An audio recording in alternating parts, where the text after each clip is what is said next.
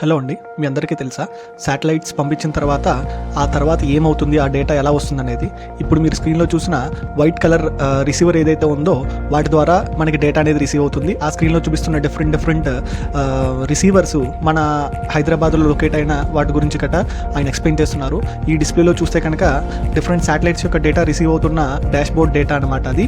And ఈ డిస్ప్లేలో చూస్తే కనుక ఆ బ్లూ లైన్స్ ఏవైతే కనిపిస్తున్నాయో ఆ బ్లూ లైన్స్ ఏంటంటే శాటిలైట్స్ పాస్ అవుతున్న పాత్ అనమాట.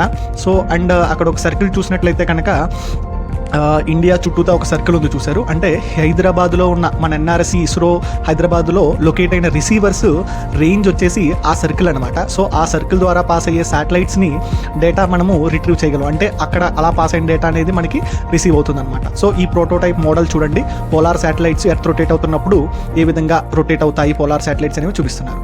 So thank you, subscribe, thanks for watching.